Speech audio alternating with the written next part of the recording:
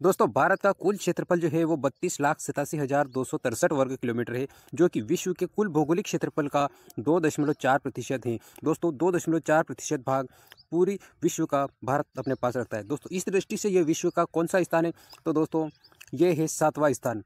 भारत क्षेत्रफल की दृष्टि से 7वां देश है। बढ़ते हैं आगे। भारत दोस्तों 8 डिग्री 4 से लेकर 37 डिग्री 6 उत्तरी अक्षांश और 68 डिग्री 7 से 97 डिग्री 25 पूर्वी देशांतर के मध्य में स्थित है। दोस्तों ये पूरी तरह किस गोलार्ध में स्थित है? तो उत्तर पूर्वी गोलार्ध में स्थित है। कौन से गोलार्ध में? भारत विषुवत रेखा के ऊपर में स्थित है और पूर्वी गोलार्ध में उत्तर पूर्वी गोलार्ध में स्थित है ना। तो इस हिसाब से भारत की स्थिति क्या हो गई? उत्तर पूर्वी गोलार्ध। अगला प्रश्न दोस्तों, भारत का दोनों अक्षांशीय और देशांतरी विस्तार कितने डिग्री का है? तो दोस्तों भारत के अक्षांशीय और देशांतरी विस्तार जो है वो 29 डिग्री का है, लगभग 29 डिग्री का विस्तार। चौथा प्रश्न दोस्तों, भारत का उत्तर दक्षिण विस्तार 3214 किलोमीटर है। उत्तर से दक्षिण तक की लंबाई कितनी है? 3214 किलोमीटर है और पूर्व से पश्चिम विस्तार 2933 किलोमीटर है। दोस्तों इस लंबाई के अनुसार भारत की आकृति किस प्रकार की है? तो दोस्तों इसकी आकृति है चतुष्कोणीय। क्या है? भारत की आकृति किस प्रकार की है? चतुष्कोणीय आकृति। अगला प्रश्न दोस्तों, भारत की स्थलीय सीमा 15,200 किलोमीटर और तट रेखा लगभग 6100 किलोमीटर की है। स्थलीय सीमा 15,200 किलोमीटर है और तट रेखा 6100 किलोमीटर है। मुख्य भूमि अंडमान निकोबार द्वीप समूह और लक्षद्वीप को मिला दिया जाए तो ये लंबाई कितनी हो जाएगी? तो दोस्तों ये लंबाई हो जाएगी 7,516.6 किलोमीटर। कितनी हो जाएगी? लगभग 7,500 से ऊपर। छठा प्रश्न दोस्तों, कौन सी रेखा 23 डिग्री 30 उत्तरी अक्षांश पर देश को लगभग 2 बराबर भागों में विभक्त करती है? तो दोस्तों भारत को 2 बराबर उत्तर दक्षिण बराबर 2 भागों में विभक्त करती है। 23 डिग्री 30 की स्थिति पर दोस्तों कर्क रेखा जो है ये भारत के बिल्कुल बीचों बीच से निकलती है और ये भारत को बिल्कुल 2 भागों में विभक्त करती है। अगला प्रश्न दोस्तों, भारत की मुख्य भूमि उत्तर में केंद्र शासित प्रदेश जो जम्मू कश्मीर से लद्दाख बना, लद्दाख से लेकर कन्याकुमारी तक विस्तृत है। यह पूर्व में अरुणाचल प्रदेश से लेकर पश्चिम में कहाँ तक फैली है? तो दोस्तों पश्चिम में गुजरात सर्कल तक फैली। कहाँ तक? गुजरात तक फैली। आठवां प्रश्न दोस्तों, भारत के विशाल आकार तथा सीमा से लगे पर्वतों और समुद्री प्रभाव के कारण इसे किसकी संज्ञा दी जाती है? तो दोस्तों भारत का एक विशाल आकार है, 3 ओर से समुद्र से ऊपर में हिमालय पर्वत है और इसी भौगोलिक आकार के कारण दोस्तों भारत को उपमहाद्वीप कहा जाता है। क्या कहा जाता है? उपमहाद्वीप। इसके आसपास कई देश आते हैं, पाकिस्तान, नेपाल, भूटान, म्यांमार, बांग्लादेश, श्रीलंका, ये सारे भारतीय उपमहाद्वीप के अंतर्गत आते हैं। बढ़ते हैं दोस्तों 9वें प्रश्न पर। भारत का वर्तमान स्वरूप दोस्तों करोड़ों वर्ष पहले किस सागर के दोनों ओर के स्थलखंड कौन कौन से? दक्षिण में गोंडवाना लैंड और उत्तर में अंगारा लैंड के परस्पर मिलने से निर्मित हुआ। तो दोस्तों आज जहाँ पर हिमालय पर्वत है वहाँ पर टेथिस सागर था। इन दोनों गोंडवाना लैंड और अंगारा लैंड के मिलने के फलस्वरूप ये भारत का निर्माण हुआ। यहाँ पर पहले दोस्तों टेथिस सागर था। वीडियो पसंद आ रहा है तो प्लीज़ चैनल को सब्सक्राइब कर लीजिएगा।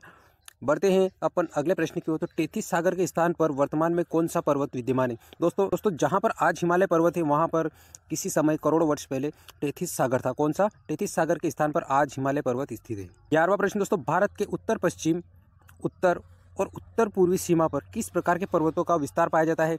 तो दोस्तों उत्तर भारत के बारे में बात की जा रही है। तो भारत के उत्तर पश्चिम, उत्तर पूर्व सीमा पर किस प्रकार के पर्वतों का विस्तार पाया जाता है? तो दोस्तों यहाँ पर नवीनतम मोड़दार पर्वतों का विस्तार पाया जाता है। किस प्रकार के पर्वतों का विस्तार पाया जाता है? नवीनतम मोड़दार पर्वतों का विस्तार पाया जाता है। प्रश्न दोस्तों, भारत के दक्षिण में प्रायद्वीप क्षेत्र का विस्तार है। प्रायद्वीप इसे कहा जाता है दोस्तों जो तीनों ओर से समुद्र से घिरा हो। भारत अरब सागर, बंगाल की खाड़ी और हिंद महासागर तीनों ओर से घिरा है, इसलिए इसे भारतीय प्रायद्वीप कहा जाता है। दोस्तों भारत के दक्षिण में प्रायद्वीप क्षेत्र का विस्तार है। भारत का प्रायद्वीप भूभाग उत्तर में अधिक चौड़ा है। भारत का जो प्रायद्वीपीय भाग है उत्तर की ओर ज़्यादा चौड़ा है और दक्षिण में संकरा है। किस अक्षांश से दक्षिण की ओर संकरा होता जाता है? तो दोस्तों ये 22 डिग्री उत्तरी अक्षांश से दक्षिण की ओर संकरा होता जाता है, यानी इसकी चौड़ाई कम होती जाती है। दोस्तों 13वां प्रश्न, भारत के पश्चिम में किरथर एवं सुलेमान पर्वत, उत्तर में हिंदू कुश पर्वत एवं हिमालय, पूर्व में नंगा, पटकाई, बोम, लुशाई, अराकान्याम पर्वत स्थित हैं।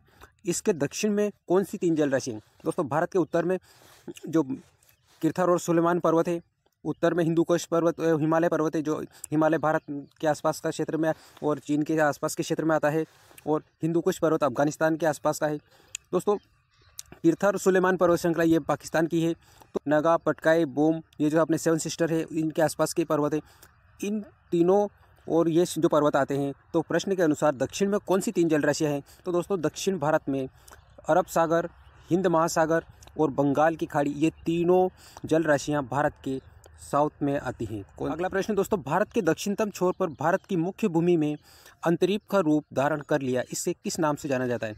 तो दोस्तों भारत के दक्षिणी छोर पर भारत की मुख्य भूमि में अंतरीप का स्वरूप धारण कर लिया, इसका नाम है दोस्तों कुमारी अंतरीप। अगला प्रश्न दोस्तों, भारत की अंतर्राष्ट्रीय सीमा 7 देशों के साथ लगती है। कितने अंतर्राष्ट्रीय सीमा कितने देशों के साथ लगती है? तो दोस्तों 7 देशों के साथ भारत की अंतर्राष्ट्रीय सीमा लगती है। इसके उत्तर पश्चिम में जो सीमा लगती है दोस्तों, वो लगती है अफगानिस्तान पाकिस्तान से लगती है। उत्तर में चीन, नेपाल, भूटान से लगती है। पूर्व में किन देशों से लगती है? तो पूर्व में दोस्तों बांग्लादेश से लगती है। इसके सुदूर पूर्व में किस से देश के साथ सीमा लगती है? तो दोस्तों इसके सुदूर पूर्व पड़ोसी में म्यांमार की सीमा लगती है। कौन से देश की लगती है? म्यांमार। अगला प्रश्न दोस्तों, अफगानिस्तान की सीमा भारत के किस एकमात्र केंद्र शासित प्रदेश के साथ स्पर्श करती है? तो दोस्तों अफगानिस्तान की सीमा एकमात्र जम्मू कश्मीर का वाला जो हिस्सा है वो लद्दाख यूनियन टेरिटरी से लगती है। को किससे लगती है? लद्दाख से अफगानिस्तान की सीमा लगती है। दोस्तों वीडियो पसंद आया तो लाइक कीजिए, चैनल पर नए अगर हैं तो चैनल को प्लीज़ सब्सक्राइब कर लीजिए, अपने दोस्तों में ज़्यादा से ज़्यादा शेयर कीजिए। इसी प्रकार की वीडियो आपको आगे मिलती रहेगी। मिलेंगे ना अगली वीडियो में, तब तक के लिए आपको बहुत बहुत धन्यवाद।